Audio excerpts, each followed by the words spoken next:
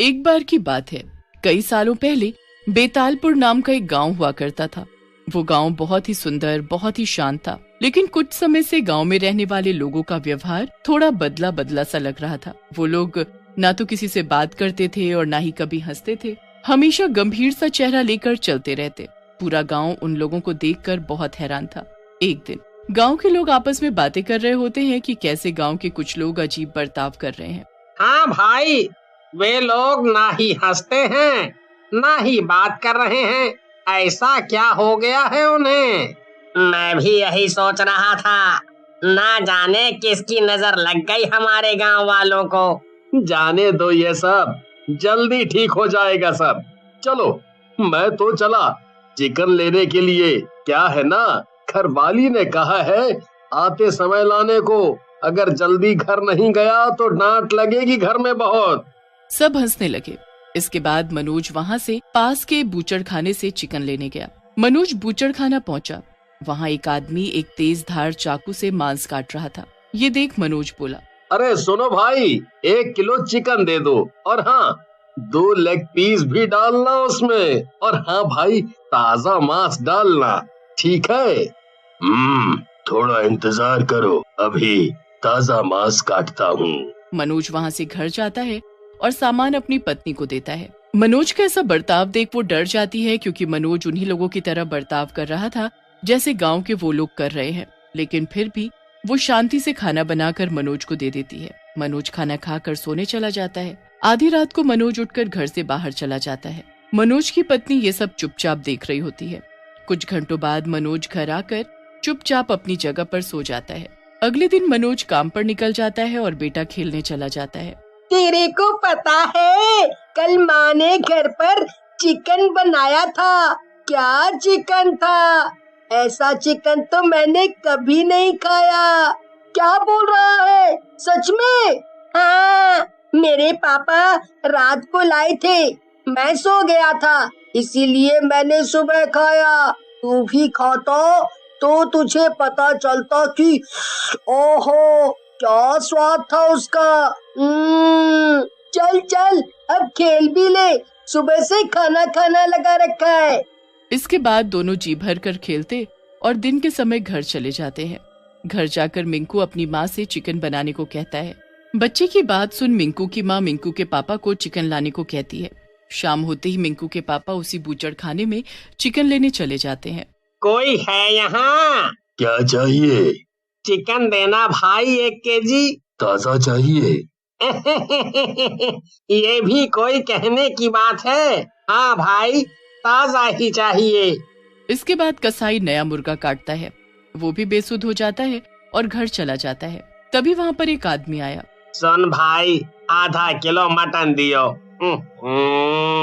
कितनी बदबू है यहाँ। सुन भाई, मैं बाहर हूँ, हैं? तुम काटो तब तक, मैं बाहर इंतजार करता हूँ। ये गंध मुझसे नहीं सही जाएगी। तुम काटो, ठीक है? नहीं, बाहर मत जाओ, यहीं रहो। देख लो कौन कौन से टुकड़े चाहिए। अरे भाई, कोई भी डाल दे, बस मटन होना चाहिए। कुछ देर बात करने के बाद भी वो लड़का नहीं रुका और बाहर चला गया। थोड़ी देर बाद कसाई ने उसे बुलाया और जैसे ही वो आया उसके मुंह की तरफ धूल फेंक दी और धूल सूंघते ही वो बेसुध हो गया और मटन लेकर चला गया। इसके बाद रवि घर आकर अपनी पत्नी को सामान देकर वहाँ से चला गया। तभी मिंकू अपने पापा के पास आता है। पापा, मुझे खिलाना चाहिए। पापा सुनो ना मेरी बात, सुन क्यों नहीं रहे हो पापा? पापा सुनो ना। रवि वहाँ से उठकर चला जाता है। पिता का ऐसा बर्ताव देख मिंकू रोने लगता है। मिंकू को रोता देख उसकी माँ उसे चुप कराने आती है। क्या हुआ मिंकू, रो क्यों रहा है? माँ, मैंने पापा को कहा मुझे खिलाना चाहिए, लेकिन उन्होंने मेरी बात नहीं सुनी और चले गए। पापा ने ऐसा कभी नहीं किया। नहीं बेटा, पापा थक गए होंगे। मैं उनसे कहूँगी, वो तुम्हें जरूर एक खिलौना ला देंगे। इसके बाद मिंकू की माँ खाना बनाकर सबको खाना खाने के लिए बुलाती है, लेकिन वो देखती है कि रवि अजीब बर्ताव कर रहा है। यहाँ तक कि रवि और खाना भी नहीं मांग रहा है। खाना खाकर रवि सोने चला जाता है। रात होते ही रवि कहीं बाहर चला जाता है और जब लौटता है तो उसके आने की आवाज सुन रवि की पत्नी की नींद खुल जाती है। रवि को इतनी रात को कहीं से आता देख वो रवि से पूछती है, लेकिन रवि बिना कुछ बोले सो जाता है। अगले दिन रवि की पत्नी तालाब से पानी ला रही होती है, तभी उसे गोलू की माँ मिलती है। कैसी हो बहन? मैं ठीक हूँ। क्या हुआ, परेशान लग रही हो, क्या बात है? क्या बताऊं दीदी, गोलू के पापा कुछ दिनों से गांव के उन अजीब लोगों की तरह बर्ताव कर रहे हैं। क्या कह रही है? मेरे पति का बर्ताव भी उन्हीं लोगों के जैसा हो गया है। तुझे पता है, रात को अचानक चले जाते हैं, फिर लौट के चुपचाप सो जाते हैं, पूछो तो जवाब तक नहीं देते। सुनो बहन, हमें अपने पतियों पर नजर रखनी होगी, पक्का उनके साथ कुछ गलत हो रहा है। आज जब वो रात को जाएंगे तो हम उनका पीछा करेंगे, ठीक है? ठीक है। अब मैं चलती हूँ। रात होते ही दोनों अपने पतियों का पीछा करने लगी। उन्होंने देखा कि दोनों बूचड़ खाने जा रहे हैं। दोनों की दोनों चुपके से ये देख रही थी। रवि, मनोज और गांव के बाकी लड़के भी उस बूचड़ खाने की सफाई कर रहे थे। करो करो करो, काम करो, तुम सब मेरे गुलाम हो। तुम सब की आत्मा जब तक मेरे पास कैद है, कोई तुम्हें बचा नहीं सकता। रवि की पत्नी की नजर किनारों में लटकी कांच की बोतलों पर पड़ती है। देखो, मुझे लगता है वही सबकी आत्मा है, हमें उसे ही तोड़ना होगा। ध्यान से, उन बोतलों को कुछ न होने पाए, तुम सब आजाद हो जाओगे तो काम कौन करेगा? इसके बाद रवि की पत्नी ने सारी कांच की बोतल तोड़ दी। अचानक सभी होश में आ गए। ये क्या कर दिया? तुम्हें अब मैं छोड़ूंगा नहीं। अरे हम सब यहाँ क्या कर रहे हैं? छोड़ो, मेरी पत्नी को छोड़ो। सबके सब भूत से रवि की पत्नी को छुड़ाने लगते हैं। अचानक ही वहाँ पर रखी लालटेन नीचे गिर जाती है और वो बूचड़ खाना जलने लगता है। सब वहाँ से बाहर आने लगते हैं। इसके बाद बूचड़ खाना जलकर गायब हो जाता है। हम सब यहाँ, और ये सब क्या हो रहा था? मैं बताती हूँ। यहाँ काम करने वाला वो कसाई जिंदा इंसान नहीं बल्कि एक प्रेत था। उसने आप सबकी आत्माओं को अपने यहाँ कांच की बोतल में बंद करके रखा था ताकि वो आप सभी को अपना गुलाम बना सके। इसके बाद सब घर चले गए और पहले की तरह आम साधारण सी जिंदगी बिताने लगे। एक गांव में जॉन नाम का एक कसाई अपनी पत्नी मारिया के साथ खुशी खुशी रह रहा होता है और उस घर में एक बेसमेंट था जिसमें जॉन मीट काटता था। एक दिन जॉन हमेशा की तरह सुबह सुबह सारा मीट काट कर शहर बेचने जा रहा होता है। आज तुम कब तक घर आओगे? ये क्या सवाल है? मैं तो हमेशा रात के 10 बजे तक ही आता हूँ। फिर आज ऐसा क्या हो गया जो तुम ऐसे पूछ रही हो? नहीं, वो तो मैं ऐसे ही पूछ रही थी। वो मैं आज खाने में कुछ अच्छा सा बनाने वाली हूँ ना, बस इसीलिए। आज तो बाजार में बहुत भीड़ होती है, इसलिए आज भी आने में देर हो जाएगी।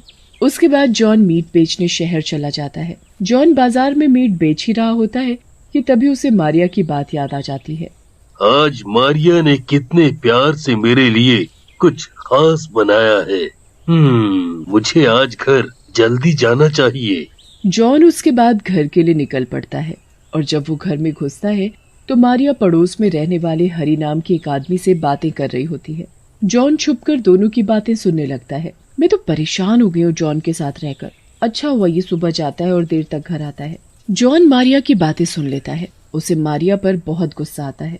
वो छुपकर हरी के वहाँ से जाने का इंतजार करने लगता है और जैसे ही हरी चला जाता है तो जॉन घर में अंदर जाता है। अरे आ गए तुम? मैं कब से तुम्हारे आने का इंतजार कर रही थी। तुम घर पर नहीं होते तो मैं पूरा दिन अकेले घर में बैठी बस तुम्हारे आने का ही इंतजार करती रहती हूँ। जॉन मारिया को कोई जवाब नहीं देता और चुपचाप अपने कमरे में जाकर बैठ जाता है। मारिया फिर जॉन के लिए खाना लेकर आती है। जॉन बिना कुछ बोले खाना खाने लगता है, पर खाना खाते ही उसकी हालत बिगड़ने लगती है। ये मुझे क्या हो रहा है? तुमने खाने में क्या मिलाया है? मैंने इसमें जहर मिलाया है ताकि मैं तुमको मार सकूं और हरी से शादी कर सकूं। तुमने मेरे साथ अच्छा नहीं किया। मैं तुम्हें जिंदा नहीं छोड़ूंगा मारिया। तुम खुद बचोगे तब मेरा कुछ बिगाड़ पाओगे ना। जॉन तड़प तड़प कर मर जाता है। उसके बाद मारिया और हरी जॉन को बेसमेंट में ले जाते हैं और उसके टुकड़े टुकड़े करके बाकी मीट के साथ मिला देते हैं। ताकि किसी को कुछ भी पता न चले कि जॉन अचानक कहाँ गायब हो गया। मारिया बेसमेंट में एक बड़ा सा ताला लगा देती है और उसकी चाबी अलमारी में रख देती है। उसके बाद आस पड़ोस में लोगों को ये बताने लगी कि जॉन उसे छोड़कर कहीं भाग गया है। बेचारी मारिया, कैसा आदमी निकला जॉन, बेचारी औरत को अकेला छोड़कर भाग गया। समझ नहीं आ रहा कि अब मैं अकेली पूरी जिंदगी कैसे रहूंगी। अरे तुम्हें अकेले रहने की क्या जरूरत है, तुम किसी से शादी कर लो और खुशी खुशी रहो। कुछ दिन बाद मारिया और हरी शादी कर लेते हैं। उन पर किसी को शक भी नहीं होता। दोनों खुशी खुशी मारिया के घर रहने लगते हैं, क्योंकि मारिया का घर बहुत ही बड़ा होता है।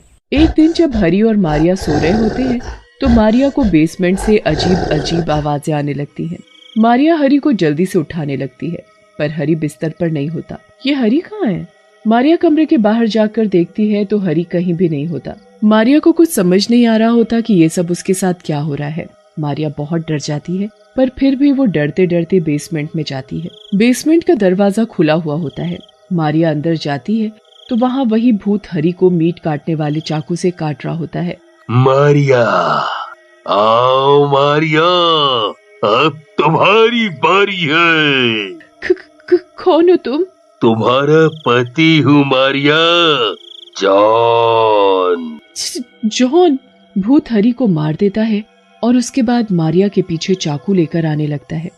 मारिया वहाँ से भाग जाती है और घर के बाहर चली जाती है। अब मैं कहाँ जाऊँ? अगर मैं इस घर में वापस गई तो जॉन का भूत मुझे मार डालेगा। मैं इस घर में वापस नहीं जाऊंगी। मारिया पूरी रात घर से बाहर बैठी रहती है, पर अपने घर के अंदर नहीं जाती।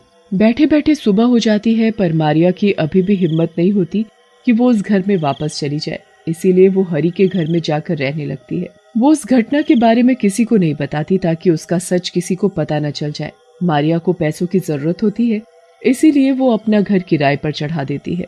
क्या बात है मारिया, तुम अपना इतना बड़ा घर छोड़कर यहाँ क्यों रह रही हो? और हरी कहाँ है? वो काम के सिलसिले में अचानक शहर से बाहर गए हैं। जब उनका काम शहर में जम जाएगा तो वो मुझे भी यहाँ से ले जाएंगे। उनके आने में कुछ महीने लग जाएंगे, इसलिए मैंने सोचा कि इतने बड़े घर में अकेले रहने से अच्छा है कि मैं यहाँ आकर रह लूँ और उसे किराए पर चढ़ा दूँ। अच्छा, तो तुम उसे किराए पर चढ़ाने वाली हो? किराए पर तो चढ़ा दिया है, बस आज वो लोग उस घर में आने ही वाले हैं। चलो ये तो अच्छी। उसी दिन फिर उस घर में एक परिवार रहने आ जाता है। उस परिवार में रमेश, उसकी बीवी कावेरी और उनके 2 बच्चे बबलू और पिंकी होते हैं। रमेश मारिया से उस घर की चाबी लेने आता है। मुझे आप घर की चाबी दे दो। हाँ ये लो चाबी। अच्छा, वो मैं बोल रही थी कि बस उस बेसमेंट में मत जाना। पर क्यों? वो दरअसल मेरे पति कसाई थे और वो वहाँ मीट काटा करते थे। उसमें बहुत गंदगी है, इसलिए मैंने उसमें ताला मार कर रखा है। ऐसी बात है तो हम वहाँ नहीं जाएंगे। रमेश और उसका परिवार मारिया के घर में रहने लगता है। सब उस घर में बड़े खुश होते हैं और बच्चों को तो बस इतना बड़ा घर खेलने के लिए मिल जाता है कि उनकी खुशी का तो कोई ठिकाना ही नहीं होता। सब लोग सो जाते हैं। बबलू और पिंकी अपने कमरे में सो रहे होते हैं। रात को जब पिंकी को गर्मी लगती है और वो पंखा चलाने के लिए उठती है तो उसको ठक ठक की आवाज आती है। इतनी रात में ये आवाज कहाँ से आ रही है? पिंकी उठकर देखने जाती है कि आवाज कहाँ से आ रही है। फिर जब उसको लगता है कि आवाज बेसमेंट से आ रही है तो वो नीचे चली जाती है। बेसमेंट का दरवाजा खुला हुआ होता है। पिंकी को बहुत ही गंदी बदबू आने लगती है, पर वो फिर भी अंदर जाकर देखती है। अंदर वही भूत चाकू लेकर मीट काट रहा होता है।